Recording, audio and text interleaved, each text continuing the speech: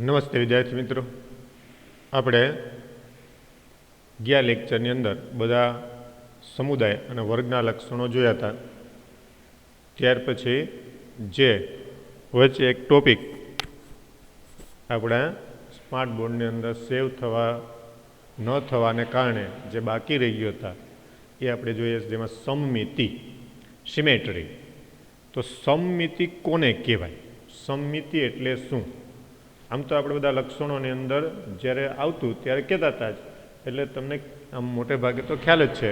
પણ સમમિતિ એટલે પ્રાણીઓને આપણે એના શરીરના મધ્યક્ષમાંથી પસાર થતી ધરીના આધારે કેટલા ભાગમાં વહેંચી શકીએ?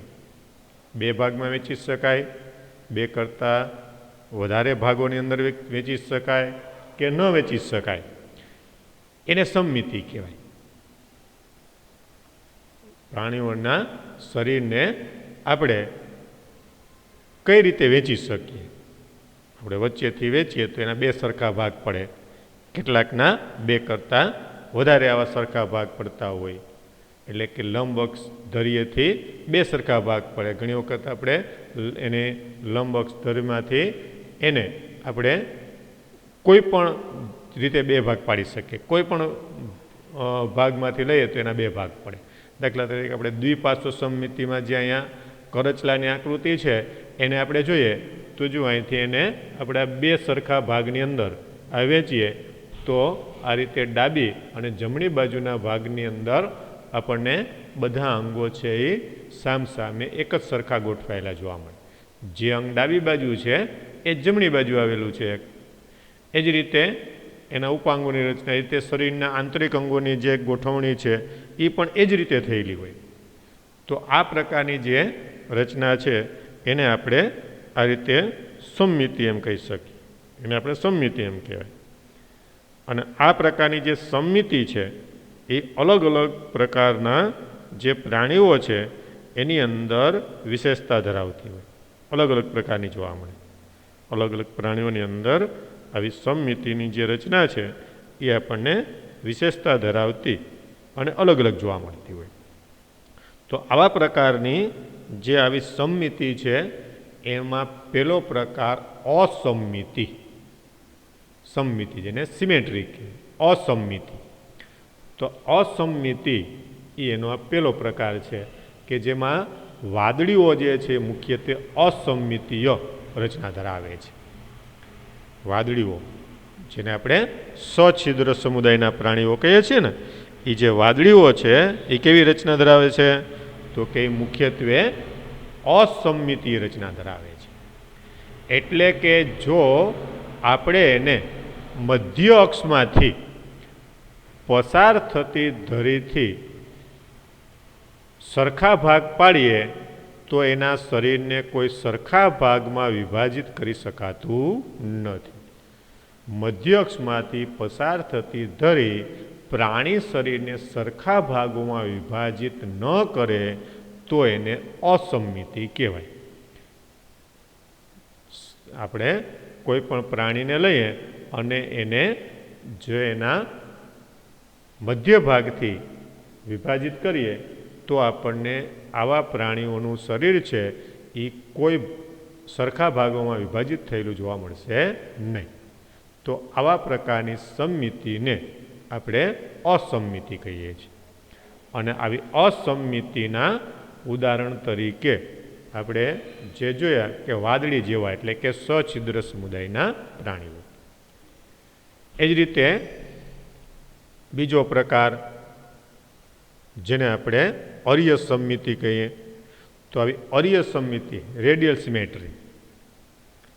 અર્ય સમમિતિ એટલે શું?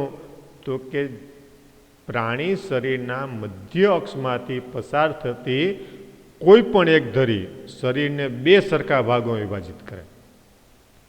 પ્રાણી શરીરના મધ્ય અક્ષમાંથી પસાર થતી ધરી છે એની મદદથી જો આપણે પ્રાણીને વિભાજિત કરીએ તો કોઈ પણ એક ધરી સજીવને 2 સરખા ભાગની અંદર વિભાજિત કરે તો એને અર્ય સમમિતિ કહેવાય.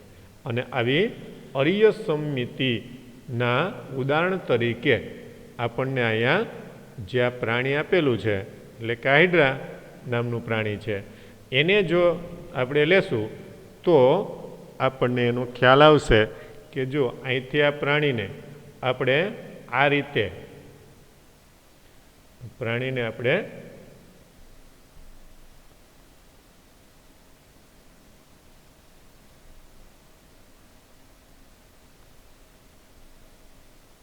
અહીંથી આ રીતે આમ લંબ અક્ષે આમ બે ભાગ પડ્યા તો આ પ્રાણીને આપણે બે ભાગની અંદર સ્પષ્ટ રીતે વેચી શકીએ. એ જ રીતે આ રીતે આમ બે ભાગ પાડીએ તો પણ એને બે સરખા ભાગમાં વેચી શકીએ. એ જ રીતે એને આ રીતે વચ્ચેથી બે ભાગ પાડીએ તો પણ આ રીતે બે સરખા ભાગમાં વેચી શકાય. તો આવા પ્રકારની જે સમમિતિ છે એ સમમિતિને અરીય સમમિતિ કહેવાય. અને આવા પ્રકારની અરીય સમમિતિની જે રચના છે એ સામાન્ય રીતે આપણને આવી અરીય સમમિતિની જે રચના છે એ આપણને સામાન્ય રીતે જે સછિદ્ર પછીના જે કોષ્ઠાંતરી સમુદાયના પ્રાણીઓ હોય એની અંદર જોવા મળશે. કોષ્ઠાંતરી સમુદાયના પ્રાણીઓની અંદર આ પ્રકારની સમમિતિ આપણને જોવા મળે. એટલે આ રીતે આવી જે સમમિતિ છે એ આ બીજો પ્રકાર જોયો અરીય સમમિતિ. ત્યાર પછી અરીય સમમિતિ પછીનો ત્રીજો પ્રકાર છે દ્વિપાર્શ્વ સમમિતિ. દ્વિપાર્શ્વ સમમિતિ ત્રીજો પ્રકાર. પહેલો પ્રકાર કયો જોયો તો કે અસમમિતિ. બીજો પ્રકાર કયો જોયો તો કે અરીય સમમિતિ. અને ત્રીજો પ્રકાર જે છે એ દ્વિપાર્શ્વ સમમિતિ. અસમમિતિ આપણને શેમાં જોવા મળે તો કે સછિદ્ર સમુદાયના પ્રાણીઓ, વાદળી જેવા પ્રાણીઓ. અરીય સમમિતિ શેમાં જોવા મળે તો કે કોષ્ઠાંતરી પ્રાણીઓ છે, પછી કંકતધરા છે, શૂળત્વચીઓ છે, આ બધા પ્રાણીઓની અંદર આપણને આવી અરીય સમમિતિ જોવા મળે. એ જ રીતે નુપૂરક અને સંધિપાત સમુદાય જેવા પ્રાણીઓ અને બાકીના મોટા ભાગના ઉચ્ચ કક્ષાના પ્રાણીઓની અંદર આ ત્રીજા પ્રકારની સમમિતિ આપણને જોવા મળે, જેને કહેવાય દ્વિપાર્શ્વ સમમિતિ. દ્વિપાર્શ્વ સમમિતિ એટલે શું તો કે પ્રાણી શરીરને મધ્ય અક્ષ પર કોઈ પણ એક જ ધરીથી એટલે કે એક જ અક્ષથી બે સરખા ડાબા અને જમણા ભાગમાં વિભાજિત કરે તો આવા પ્રકારની સમમિતિને આપણે દ્વિપાર્શ્વ સમમિતિ કહી શકીએ. એટલે આ રીતે દ્વિપાર્શ્વ સમમિતિની અંદર પ્રાણી શરીરને મધ્ય અક્ષ પરથી આપણે વિભાજિત કરીએ તો ડાબા અને જમણા એવા બે સરખા ભાગમાં આપણે એને વિભાજિત કરી શકીએ. જ્યારે અરીય સમમિતિની અંદર બે સરખા ભાગ પડે, પણ કઈ રીતે તો કે કોઈ પણ એક ધરીથી આપણે એને બે સરખા ભાગમાં વિભાજિત કરી શકીએ. અહીંયા ખાલી મધ્ય અક્ષની અંદરથી ડાબા અને જમણા એમ ભાગ બે જ ભાગ પડશે એટલે દ્વિપાર્શ્વ. એની અંદર કોઈ પણ ભાગની અંદરથી આપણે પાડશું તો બે સરખા ભાગ પડશે, તો એને અરીય સમમિતિ કહેવાય. તો આ રીતે સમમિતિને આધારે પ્રાણીઓને આપણે ત્રણ પ્રકારની અંદર વેચી શકીએ. અસમમિતિ કે જેની અંદર પ્રાણી શરીરને મધ્ય અક્ષથી કોઈ ભાગમાં વિભાજિત થઈ શકતા નથી. અરીય સમમિતિ કે જેની અંદર પ્રાણીને મધ્ય અક્ષમાંથી પસાર થતી ધરીમાંથી કોઈ પણ એક ધરીએ આપણે એને બે સરખા ભાગની અંદર વિભાજિત કરી શકીએ, કોઈ પણ ધરીએથી. અને દ્વિપાર્શ્વ સમમિતિ એટલે મધ્ય અક્ષ પરથી કોઈ એક જ ધરીથી આપણે એને બે સરખા ભાગમાં વેચી શકીએ. એક જ ધરી એટલે મોટે ભાગે એ મધ્ય અક્ષ જ આવશે. અને આવા પ્રાણીઓની અંદર ઉદાહરણ ક્યાં તો કે અસમમિતિની અંદર સછિદ્ર સમુદાયના વાદળી જેવા પ્રાણીઓ, અરીય સમમિતિની અંદર કોષ્ઠાંતરી, કંકતધરા અને શૂળત્વચી પ્રાણીઓ. એ ઉપરાંત આપણે આગળ જે જોયા મોટાભાગના બધા પ્રાણીઓ જે છે એ આગળના જે બધા વર્ગના પ્રાણીઓ, માછલીઓ, સરીસૃપ ને વિહંગ ને સસ્તન, એ બધા દ્વિપાર્શ્વ સંમિતિ ધરાવતા પ્રાણીઓ છે.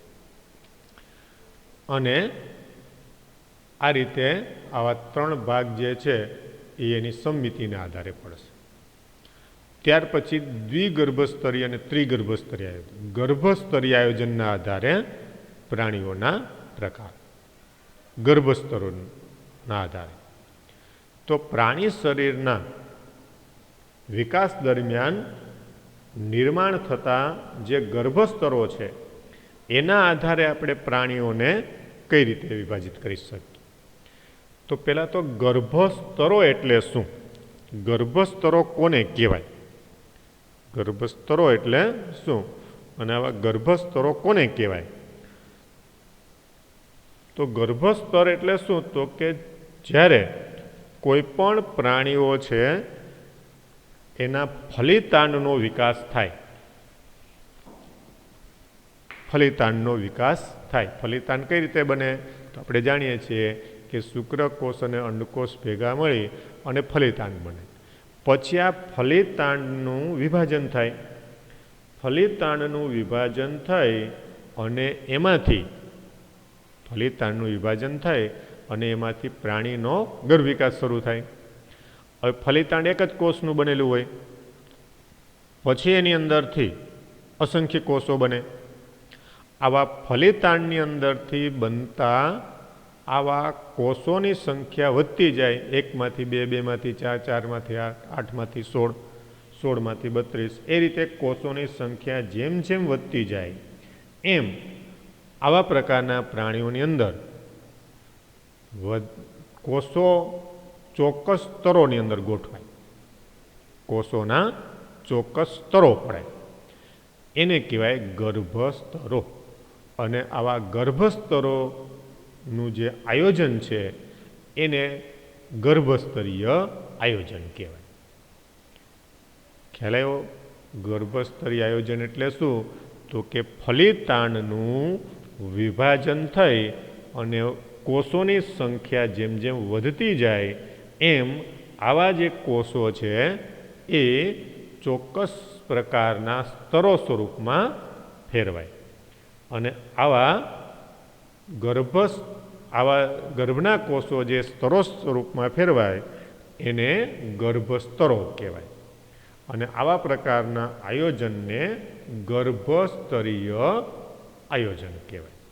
તો આ રીતે જો આપણે ગર્ભસ્તરોના આધારે આવું આયોજન જોઈએ તો આપણને ગર્ભસ્તરોના આધારના આયોજનની દ્રષ્ટિએ 2 પ્રકારનું આયોજન જોવા મળે: દ્વિગર્ભસ્તરીય અને ત્રિગર્ભસ્તરીય આયોજન. જો આપણે આ બાજુમાં જે આકૃતિ છે ગર્ભસ્તરોનો દેખાવ, જે આડા છેદ સ્વરૂપની આકૃતિ છે, એની અંદર જો બાહ્ય ગર્ભસ્તર, મધ્ય ગર્ભસ્તર, જે ગર્ભસ્તરો ગોઠવાય પછી એનો આડો છેદ લઈ અને જો આપણે જોઈએ તો કેવા પ્રકારની એનો દેખાવ જોવા મળે એની આકૃતિ આપણને આપેલી છે. અને આ પ્રકારની જે આકૃતિ છે એની અંદર જો આપણે એને આ રીતે જોશું તો એમાં આવા મુખ્ય સ્તરો જોવા મળશે. કાં તો 2 અથવા તો 3 એવા સ્તરો છે એ આવેલા હોય. જો 2 આવા સ્તરો સ્વરૂપે કોષો ગોઠવાયેલા હોય તો એને દ્વિગર્ભસ્તરી કહેવાય. 3 કોષો સ્વરૂપે ગોઠવાયેલા હોય તો એને ત્રિગર્ભસ્તરી કહેવાય. એટલે આ રીતે એને ગર્ભસ્તરો તરીકે આપણે ઓળખી શકીએ.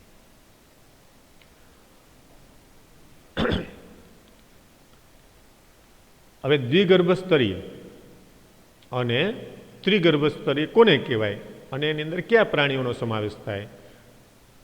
તો આવા દ્વિગર્ભસ્તરીય અને ત્રિગર્ભસ્તરીય જે પ્રાણીઓ છે એના આડા છેદની જે આકૃતિ છે એ આપણને પૂછવામાં આવે તો એકદમ સહેલી આકૃતિ છે, બાજુમાં દોરેલી છે.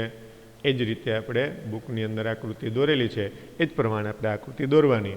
એમાં કોષોની જે ગોઠવણી છે એને આપણે અલગ પાડવા માટે કોષો દોરવા એવું જરૂર નથી, પણ ગર્ભસ્તરોના આધારે આપણે એને લાઇનિંગ દ્વારા અથવા ટપકા દ્વારા કે ચોકડી કરી અને અલગ અલગ રીતે આપણે એને દર્શાવી શકીએ. તો પ્રાણીઓ કે જેમાં કોષો 2 ગર્ભસ્તરોમાં ગોઠવાયેલા હોય જેમ કે બહારનું બાહ્ય ગર્ભસ્તર અને અંદરનું અંતઃગર્ભસ્તર, તો એને દ્વિગર્ભસ્તરી પ્રાણીઓ કહેવાય. અને આવા પ્રકારના આયોજનને આપણે દ્વિગર્ભસ્તરી આયોજન એમ કહી શકાય. જે પ્રાણીઓ કે જેમાં કોષો બે ગર્ભસ્તરો સ્વરૂપે ગોઠવાયેલા હોય, જેમ કે બહારનું બાહ્ય ગર્ભસ્તર અને અંદરનું અંતઃગર્ભસ્તર, તો આવા પ્રાણીઓને દ્વિગર્ભસ્તરી પ્રાણીઓ તરીકે ઓળખવામાં આવે. જેમ કે કોષ્ઠાંતરી પ્રાણીઓ જે છે એ બધા દ્વિગર્ભસ્તરીય પ્રાણીઓ છે. કોષ્ઠાંતરી પ્રાણીઓ જેમાં આપણે હાઇડ્રા જેવા પ્રાણીઓ લઈએ છીએ, એવા જે પ્રાણીઓ છે એ કેવા છે? તો કે એ બધા આવા દ્વિગર્ભસ્તરીય પ્રાણીઓ છે. આવા દ્વિગર્ભસ્તરીય પ્રાણીઓની અંદર બાહ્ય ગર્ભસ્તર અને અંતઃગર્ભસ્તર જે છે એની વચ્ચે જો આકૃતિની અંદર જોશો તો આપણને આ બહારનું બાહ્ય ગર્ભસ્તર, અંદરનું આ અંતઃગર્ભસ્તર, અને એની વચ્ચે આપણને આવું એક બીજું સ્તર છે એ જોવા મળે, જેને મધ્ય શ્લેષ્મ સ્તર કહેવાય. જો એ ખાલી શ્લેષ્મથી ભરેલું છે, એની અંદર કોઈ કોષો નથી, પણ એ શેનાથી ભરેલું છે? તો કે શ્લેષ્મથી ભરેલું છે. તો મધ્ય ગર્ભસ્તર અને અંતઃગર્ભસ્તરની વચ્ચે અવિભેદિત સ્તર, એટલે કે કોઈ કોષોનું બનેલું નહીં પણ શ્લેષ્મથી ભરેલું આવું અવિભેદિત, કે જેની અંદર હજી કોઈ એમાં કોષોમાં એનું વિભાજન થઈ અને નવું સ્તર નિર્માણ થતું હોય એવા કોઈ સ્તર સ્વરૂપે આપણને જોવા મળતું નથી, પણ એ શ્લેષ્મથી ભરેલું હોય. અને આવા પ્રકારના આ ભાગને મધ્ય શ્લેષ્મ સ્તર તરીકે ઓળખવામાં આવે. અને આવું મધ્ય શ્લેષ્મ સ્તર છે એ આપણને આ રીતે દ્વિગર્ભસ્તરી પ્રાણીઓની અંદર જોવા મળે, જે ત્રિગર્ભસ્તરી પ્રાણીઓની અંદર જોવા મળશે નહીં. એને મધ્ય શ્લેષ્મ તરીકે ઓળખવામાં આવે. એટલે મધ્ય શ્લેષ્મ સ્તર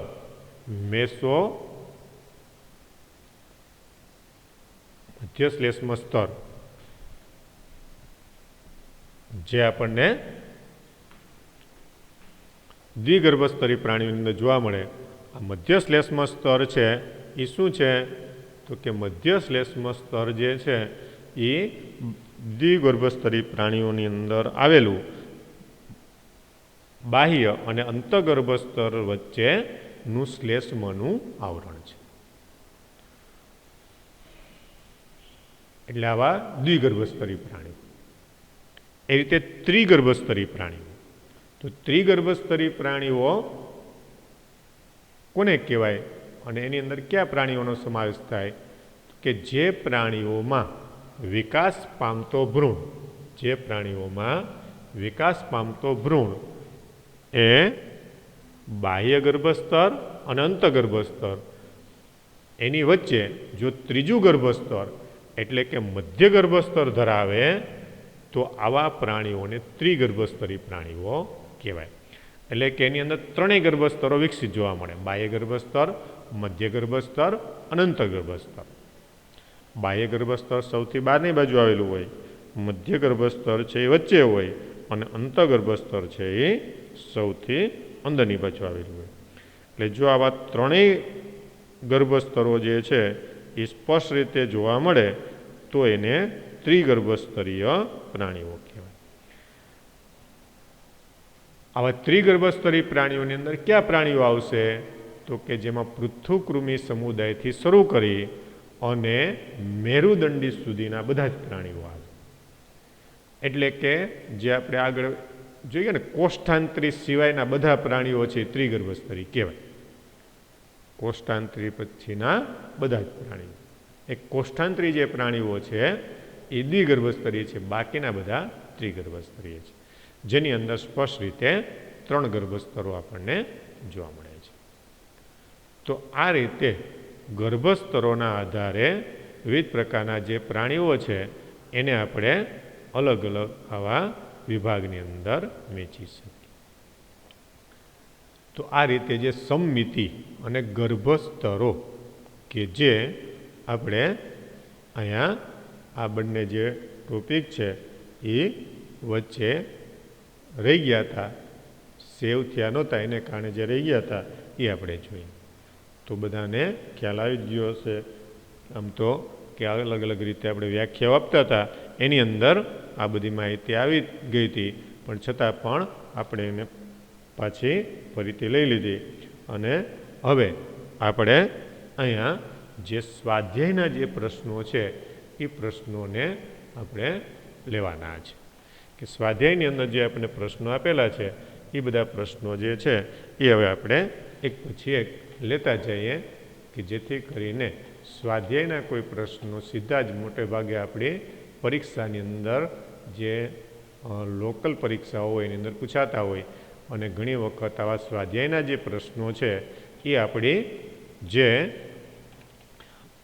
નીટની પરીક્ષાની અંદર ને એવી પરીક્ષાઓની અંદર એ રીતે પૂછાતા હોય કે જેથી કરીને આપણે આવા પ્રકારની માહિતીને ઘણી વખત અવગણતા હોઈએ કે સ્વાધ્યાયની અંદર તો શું હવે બાકી તો આપણે રેફરન્સ બુકના જ પ્રશ્નો છે એને સોલ્વ કરતા હોઈએ, પણ થિયરિકલ જે પ્રશ્નો ઉપરાંત કેટલાક નાની નાની જે માહિતી છે એ માહિતીને જો આપણે અહીંયા આ પ્રશ્નોની અંદર લઈએ તો આપણને આવી માહિતી જે છે એનો ખ્યાલ આવે, અને એમાંથી એવા કેટલાક MCQને લગતા પ્રશ્નો કે એવા મુદ્દાઓ જે છે એ પણ આપણને એની અંદરથી મળી જાય. તો આ રીતે જે આપણા આ સ્વાધ્યાયની અંદર આપેલા જે પ્રશ્નો છે એમાં પહેલો પ્રશ્ન છે, જો સામાન્ય પાયાના લક્ષણો ધ્યાનમાં ન લીધા હોય તો પ્રાણીઓનું વર્ગીકરણ કરવામાં તમને શું મુશ્કેલી પડે? તો આપણી રીતે આપણે જે માહિતી સમજ્યા હોય એ રીતે એનો જવાબ છે આપણે લખી શકીએ, પણ પછી એની અંદર જવાબમાં મન પડે એવા ગપ્પા ન હાલે, સચોટ માહિતી થોડીક હોય એવી આપણે લખવી પડે. એટલે જો આપણે પાયાના લક્ષણોને ધ્યાનમાં ન લઈએ તો આપણે પ્રાણીનું વર્ગીકરણ કરવામાં મુશ્કેલી શું પડે? આપણે જાણીએ છીએ કે પાયાના લક્ષણો એટલે ક્યાં, તો જે આપણે આગળ જોઈ ગયા ને કે જેમાં ખાસ કરીને સ્તરીય આયોજન, પેશી સ્તરીય આયોજન, કોષ સ્તરીય આયોજન, અંગ સ્તરીય આયોજન, અંગતંત્ર સ્તરીય આયોજન, પછી સમમિતિ, પછી ગર્ભસ્તરો, દેહકોષ, ખંડન, આ બધા એના પાયાના લક્ષણો કહેવાય. જો આવા લક્ષણોને આપણે ધ્યાનમાં ન લઈએ તો વર્ગીકરણ યોગ્ય રીતે આપણે કરી શકીએ નહીં, કારણ કે આ બધા લક્ષણો એના મુખ્ય લક્ષણો બીજા તો હોય જ, પણ આ બધા પ્રકારના લક્ષણો છે એ અહીંયા વર્ગીકરણ માટે મહત્વનો ભાગ ભજવે. પછી બીજો પ્રશ્ન છે કે જો તમને કોઈ નમૂનો આપેલો હોય તો તેનું વર્ગીકરણ કરવા તમે શું પગલાં ભરશો? કોઈ નમૂનો, કોઈ પ્રાણીનો નમૂનો આપી દીધો આપણને કે આ પ્રાણીનું વર્ગીકરણ કરો, તો આપણે એની અંદર કયા પ્રકારના પગલાં ભરશું, એટલે કયા પ્રકારની માહિતીનો આપણે એની અંદર ઉપયોગ કરી અને આપણે વર્ગીકરણ કરશું? તો એની અંદર જુદા જુદા પ્રકારના આવા જે પ્રાણીઓ છે એના પહેલાં પાયાના લક્ષણો, પછી એનું નિવાસસ્થાન ક્યાં જોવા મળે છે, પછી એના સામાન્ય લક્ષણો કયા છે, એની શરીર રચનાના લક્ષણો કયા છે, એમાં કેવી વિશેષતાઓ જોવા મળે, પછી એમાં જુદા જુદા તંત્રો ક્યાં આવેલા છે, તંત્રોનો વિકાસ કેવો થયેલો જોવા મળે છે, એની અંદર અન્ય કયા કયા પ્રાણી, બીજા કેવા પ્રાણીઓનો સમાવેશ થાય. તો આ બધી માહિતી આપણે ભેગી કરી અને આ જે આપણને પ્રાણી આપેલું છે એને આપણે કયા વર્ગીકરણના વર્ગની અંદર કે સમુદાયની અંદર કે એના વિભાગની અંદર આવશે એને આપણે મૂકવા માટે આ માહિતીનો આપણે ઉપયોગ કરશું. પછી ત્રીજો પ્રશ્ન છે, પ્રાણીઓના વર્ગીકરણમાં શરીર ગુહાની પ્રકૃતિ અને દેહકોષનો અભ્યાસ કેવી રીતે ઉપયોગી છે? શરીર ગુહાની પ્રકૃતિ અને દેહકોષ, શરીર ગુહાના આધારે આપણે જોઈએ ને કે શરીર ગુહાના આધારે પ્રાણીઓને શરીર ગુહા એટલે જેને આપણે દેહકોષ કહીએ છીએ, તો એ આખી ટૂંકનોંધ આપણે લખવાની. દેહકોષ્ઠી, કૂટદેહકોષ્ઠી, અદેહકોષ્ઠી, અને જો આપણને એની આકૃતિ કીધી હોય તો એ જે 3 આકૃતિ છે એ દોરવાની. મોટે ભાગે આકૃતિ ઓછી પૂછવામાં આવે, કારણ કે 2 માર્કના પ્રશ્ન તરીકે આપણને પૂછે તો એ આખી જે શરીર ગુહા અને દેહ કોષનો જે પ્રશ્ન છે કે જે આપણે હમણાં જોયું ને કે જે દ્વિગર્ભસ્તરી અને ત્રિગર્ભસ્તરી પછીનો જે મુદ્દો છે એની અંદરથી આ માહિતી છે આપણે લખવાની. પછી ચોથો પ્રશ્ન છે અંતઃકોષીય અને બાહ્યકોષી પાચન વચ્ચેનો ભેદ સમજાવો. અંતઃકોષીય અને બાહ્યકોષી. અંતઃકોષી એટલે કે કોષની અંદર ખોરાકના કણો ગ્રહણ થાય અને આવા ખોરાકના કણોને કોષની અંદર ગ્રહણ કરી અને પાચનની ક્રિયા થાય તો એને આપણે અંતઃકોષી પાચન કહીએ. અને બાહ્યકોષી પાચન એટલે શું? તો કે જે પાચન માર્ગના પોલાણની અંદર પાચન થાય. પાચન માર્ગના પોલાણની અંદર પાચનની ક્રિયા થાય એને બાહ્યકોષી પાચન કહેવાય, કે જેમાં પાચનનું કાર્ય છે એ પાચન માર્ગના પોલાણની અંદર પછી ઉત્સેચકો, અંતઃસ્ત્રાવો એ બધા ઘટકો છે એ પાચનમાં મહત્વનો ભાગ ભજવે. સીધો અને પરોક્ષ વિકાસ વચ્ચે શું તફાવત છે? તો સીધો વિકાસ જે છે એની અંદર પ્રાણીના વિકાસની પ્રક્રિયા છે એ કોઈ પ્રકારની વચગાળાની ડિંભાવસ્થા વગર થાય અને જ્યારે પ્રાણીનો જન્મ થાય ત્યારે પુખ્ત પ્રાણી જેવું જ દેખાય, પછી એની અંદર વૃદ્ધિ અને વિકાસ થઈ અને એના કદમાં વધારો થાય. જ્યારે પરોક્ષ વિકાસની અંદર પ્રાણીનો જન્મ થાય એ પુખ્ત પ્રાણી જેવું દેખાતું નથી, પણ એ પ્રાણી જે છે એ અલગ પ્રકારનો એનો દેખાવ છે, અલગ પ્રકારનો હોય, દેખાવ, આકાર, કદ બધા અલગ પ્રકારના જોવા મળે. પછી એની જુદી જુદી અવસ્થાઓમાંથી પસાર થઈ અને પછી પુખ્ત પ્રાણી જેવું પ્રાણી બને. એની જુદી જુદી જે અવસ્થાઓ છે એને આપણે ડિંભાવસ્થાઓ તરીકે ઓળખીએ છીએ. એ રીતે પરોપજીવી પૃથુકૃમિઓમાં તમને જોવા મળતું વિશેષ લક્ષણ શું છે? પરોપજીવી જે પૃથુકૃમિ પ્રાણીઓ છે એનું વિશેષ લક્ષણ શું? તો કે આવા પ્રાણીઓ જે છે એના વિશેષ લક્ષણ તરીકે આપણને ખાસ કરીને ઉત્સર્જનની ક્રિયા માટે જ્યોતકોષો જોવા મળે. એ ઉપરાંત એની અંદર પાચન માર્ગ જે છે એ અપૂર્ણ હોય, કારણ કે એમાં ખોરાક પચાવવાની બહુ જરૂર રહેતી નથી, સીધો જ એ ખોરાક છે મેળવતા હોય. આ ઉપરાંત આવા પરોપજીવી પૃથુકૃમિઓ જે છે એ અન્ય પ્રાણીઓના શરીરની અંદર ચોંટી રહેવા માટે શોષક કે મૂક જેવી રચના ધરાવતા હોય. આ બધી પરોપજીવી પ્રાણીઓની લાક્ષણિકતાઓ છે. એ રીતે સંધિપાદ સમુદાયના પ્રાણીઓ એ પ્રાણી સૃષ્ટિનું મોટામાં મોટું જૂથ બનાવે છે. તે માટેના કારણો વિશે તમે શું વિચારી શકશો? એટલે કે શા માટે આવા સંધિપાદ સમુદાયના જે પ્રાણીઓ છે એ પ્રાણીઓ સૌથી વધુ સંખ્યામાં આપણને જોવા મળે છે? સૌથી વધારે સંખ્યામાં શા માટે એ આપણને જોવા મળે છે? એના કારણો. તો એના કારણો શું હોઈ શકે? તો કે આવા પ્રાણીઓ છે ગમે એ પર્યાવરણની અંદર જીવી શકવા માટે સક્ષમ હોય, એનું જે રહેઠાણ છે એવા પ્રકારનું હોય કે જેને કારણે પ્રાણીઓનો નાશ છે ઓછો થાય. એ અલગ અલગ પ્રકારની આવી પ્રતિકૃતિઓ દર્શાવતા હોય, એટલે કે જે વિસ્તારમાં હોય એના જેવી જ એની પ્રતિકૃતિ બની જતી હોય. એ જ રીતે આવા પ્રાણીઓ જે છે પુષ્કળ પ્રમાણમાં ઈંડા મૂકતા હોય કે જેની સંખ્યા છે એ વધારે પ્રમાણમાં ઉત્પન્ન થાય. તો આ બધા પ્રકારના લક્ષણોને કારણે સૌથી મોટો સમુદાય છે. બધી જગ્યાએ અનુકૂલનતા પ્રાપ્ત કરી લે, બધી જગ્યાએ જોવા મળે, જમીન ઉપર જોવા મળે, પાણીમાં જોવા મળે. સંધિપાદ સમુદાયના પ્રાણીઓ હવામાં ઉડી શકતા પણ જોવા મળે. એ જ રીતે પૃથ્વીના કોઈ પણ વાતાવરણની અંદર એ સરળતાથી જીવી શકતા હોવાથી એ સૌથી મોટા સમુદાય તરીકે જોવા મળે. તે જલવાહક તંત્ર નીચેનામાંથી કયા સમૂહની લાક્ષણિકતા છે? MCQ પ્રકારનો એક પ્રશ્ન આપ્યો 8મો. જલવાહક તંત્ર, તો એ કોની લાક્ષણિકતા છે? તો કે સુડત્વચી પ્રાણીઓની લાક્ષણિકતા છે. જલવાહક, જલવહન તંત્ર. એમાં પાણીનું વહન થાય. જો સછિદ્રાની અંદર પણ નલિકામય રચના હોય પણ એની અંદર આવું કોઈ જલવહન તંત્ર નથી, એની અંદર સીધું જેને આપણે શરીરના છિદ્રો કહીએ છીએ એ છિદ્રોની અંદરથી પાણી અંદર દાખલ થાય અને આવું પાણી છે એની છિદ્રિત ગુહામાં થઈ અને ઓટોમેટિક બહાર નીકળે. એના માટે પક્ષમલધારી કોષો પાણીનું હલનચલન કરતા હોય, પણ સ્થૂળ ત્વચેની જેમ પાણીનું વહન છે કોઈ ચોક્કસ પદ્ધતિની મદદથી થતું નથી.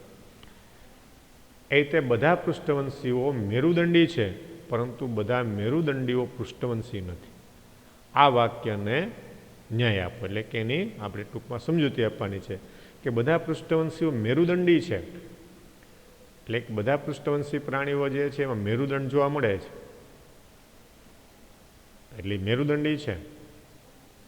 પણ બધા મેરુદંડી પૃષ્ઠવંશી નથી, કારણ કે કેટલાક મેરુદંડી પ્રાણીઓ એવા છે આપણે છે ને પૂછ મેરુદંડી, શીર્ષ મેરુદંડી, એમાં મેરુદંડ આવેલો છે, પણ આવા મેરુદંડનું ક્યારેય કરોડ સ્તંભમાં રૂપાંતર થતું નથી, એટલે એ પૃષ્ઠવંશી નથી. અને આપણે પૃષ્ઠવંશી તો કોને કહીએ છીએ કે જે પ્રાણીઓમાં મેરુદંડનું કરોડ સ્તંભમાં રૂપાંતર થઈ જતું હોય, તો આવા પ્રાણીઓને આપણે પૃષ્ઠવંશી પ્રાણીઓ તરીકે લઈએ છીએ. એટલે 10મો પ્રશ્ન છે, મત્સ્યમાં વાતાશયોની હાજરી કેવી રીતે અગત્યની છે? તો આપણે મત્સ્યના લક્ષણો જોઈ ગયા હતા, એમાં હતું કે વાતાશયોની હાજરી એને શું આપે છે તો કે તારકતા આપે છે, તારકતા માટે ઉપયોગી છે. પછી પક્ષીઓમાં જોવા મળતા રૂપાંતરો ક્યાં છે કે જે તેમને ઉડવામાં મદદ કરે છે? એટલે આપણે જોયું કીધું હતું ને કે પક્ષીઓના ઉડ્ડયન અનુકૂલનો જે આપણને અલગ 2 માર્ક જેવા પ્રશ્ન તરીકે પૂછી શકે. અને બધા ઉડ્ડયન અનુકૂલનો અગ્રો પાંખમાં રૂપાંતર છે, પછી જડબાનું ચાંચમાં રૂપાંતર છે, એ જ રીતે શરીર ઉપર પીછાનું હલકું આવરણ છે, પછી જે ઉપાંગો છે, પશોપાંગો છે એ ઉડવા માટે અનુકૂલિત થયેલા છે. એ જ રીતે એના શરીરના હાડકાઓની અંદર વાત કોટર આવેલા હોય, એટલે હાડકાઓ જે છે છિદ્રાળુ હોય. એ જ રીતે વાતાશયો જે માછલીઓની અંદર હોય ને એની અંદર પણ 9 વાતાશય કોથળીની રચના કે જેમાં હવા ભરી શકે અને સરળતાથી ઉડી શકે.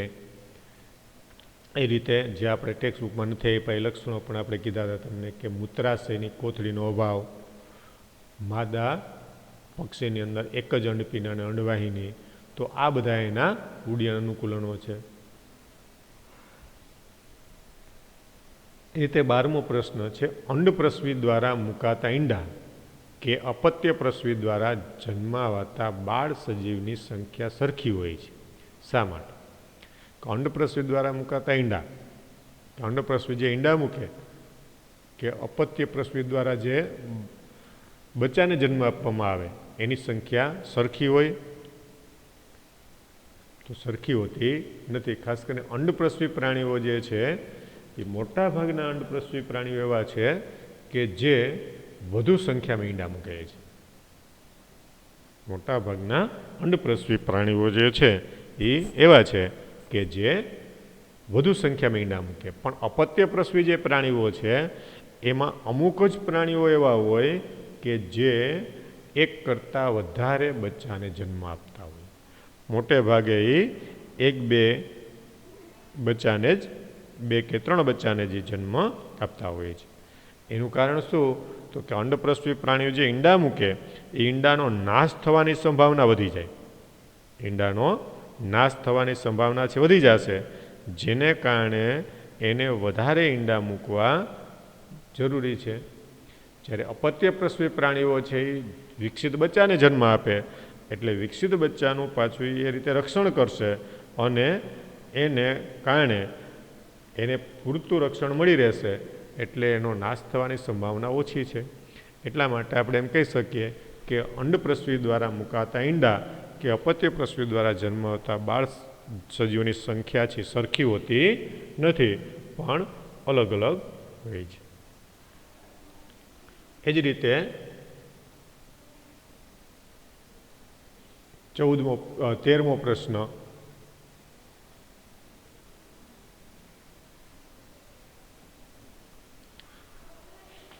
શરીરમાં સૌ પ્રથમ ખંડન જોવા મળતું હોય તેવો સમુદાય કયો છે?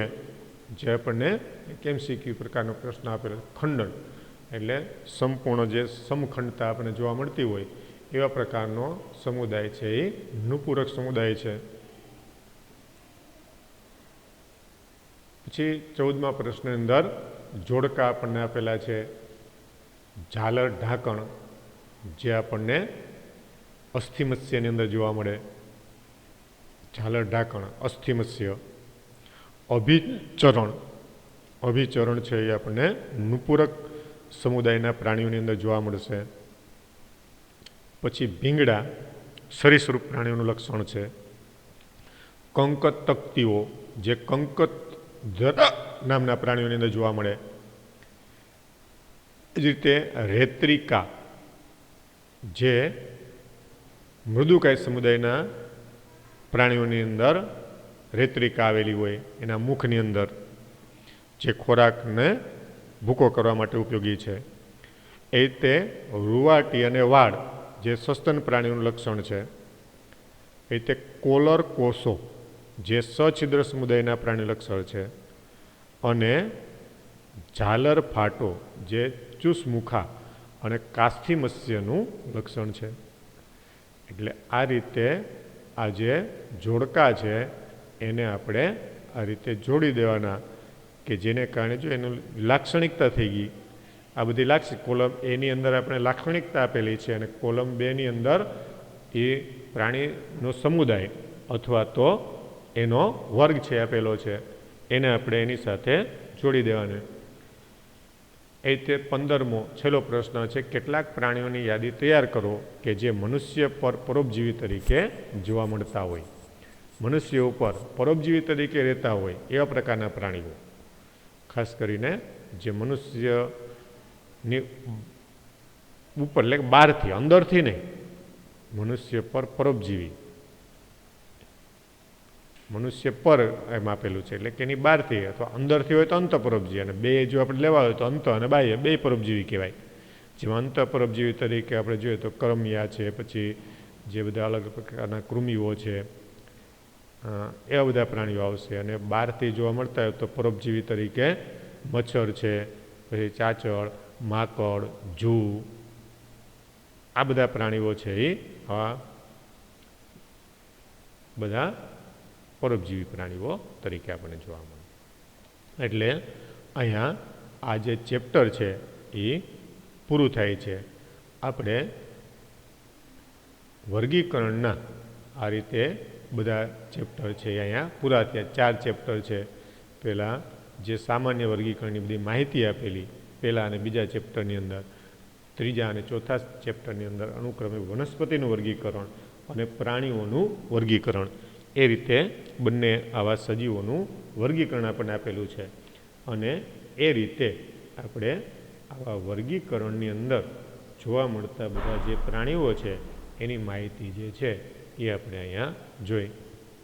હવે આ ચેપ્ટર છે એ પૂરું થાય પછી આપણે હવે નેક્સ્ટ લેક્ચરની અંદર એના આગળના ચેપ્ટરની અંદરથી આપણે એની શરૂઆત કરશું અને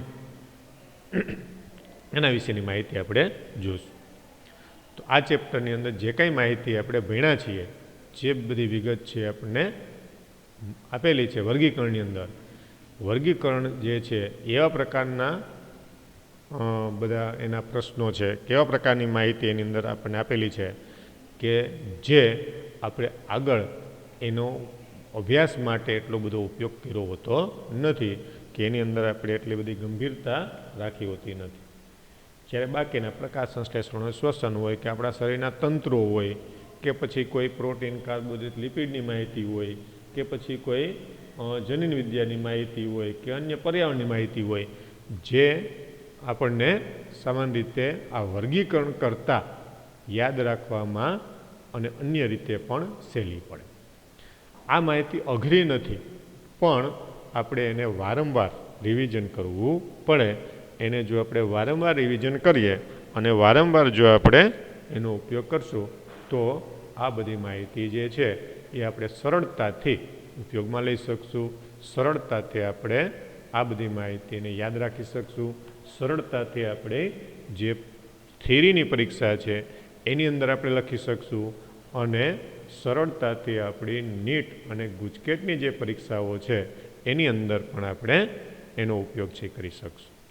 એટલે આ પ્રકારની કોઈ પણ જે માહિતી છે એ માહિતીને આપણે વ્યવસ્થિત રીતે યાદ રાખવા માટે જે તમને ચેપ્ટરની અંદર જે કંઈ સૂચનાઓ આપેલી છે કે આને કાંઈ વિભાગ પાડીને યાદ રાખો, પછી એ રીતે એનું નિવાસસ્થાન છે, એના લક્ષણો છે, સામાન્ય રચના છે, વિશિષ્ટ લક્ષણો છે, એમાં એના પ્રાણીઓ હોય તો એના તંત્રો છે, પછી એના ઉદાહરણ છે, એ રીતે એને આવા મુદ્દાઓને ધ્યાનમાં રાખીએ તો આપણને આવા પ્રશ્નો છે એ સમજવામાં એકદમ સરળતા રહેશે અને આપણે સરળતાથી એને યાદ રાખી શકશું. તો અહીંયા આ ચેપ્ટર છે એ પૂરું થાય છે અને હવે આપણે જે નેક્સ્ટ જે ચેપ્ટરની અંદર આપણે મળશું. પણ ખાસ ફરીને કહું છું કે આ બધી માહિતી જે છે એને બરાબર યાદ રાખવા માટે વારંવાર જો એનું તમે રિવિઝન નહીં કરો તો આ માહિતી છે એ આપણે લાંબા સમય સુધી યાદ રાખી શકશું નહીં. અને આપણે આ બધી માહિતી ક્યાં સુધી યાદ રાખવાની છે તો કે આપણી નીટની પરીક્ષા સુધી આ બધી માહિતી છે આપણે યાદ રાખવાની છે. આપણે કે ખાલી કોઈ એક ચેપ્ટર પૂરું થાય ને એની પરીક્ષા લેવાઈ જાય એટલા પૂરતી નથી, પણ છેક નીટની પરીક્ષા સુધી. એટલે આપણે અહીંયા આ ચેપ્ટરને પૂરું કરીએ અને વારંવાર એનું રિવિઝન કરજો. જ્યારે પણ આપણી સ્કૂલો શરૂ થાય ત્યારે એની અંદરના કોઈ મુદ્દાઓ જે છે એ તમને ફરીથી સમજવાની જરૂર લાગે તો એને ટીક કરી લેજો અને એ રીતે એને ટીક કરેલા હશે તો આપણને પૂછવામાં સરળતા રહેશે અને આપણે એને સરળતાથી સમજી શકશું. જો આપણી પાસે ટીક કરેલા નહીં હોય તો ઘણી વખત આપણને શિક્ષકને એવું લાગશે કે આ એમનું મન પડે એમ પૂછે છે, પણ જો તમે ટીક કરેલા હશે તો એ શિક્ષકને એવું થશે કે આ વિદ્યાર્થી જે છે એ બરાબર ભણ્યો છે, બરાબર એણે મુદ્દાઓને વાંચ્યા છે અને એને આવા મુદ્દાઓ જે છે એને સમજી અને એણે કરેલા છે અને જે મુદ્દાઓ એને નથી સમજાણા એ જ મુદ્દાઓ એણે ટીક કરેલા છે. તો આ રીતે આપણે એને ફરીથી પાછા સમજી શકીએ. તો હવે આપણે નેક્સ્ટ લેક્ચરની અંદર નવા ચેપ્ટર સાથે ફરીથી પાછા મળીશું.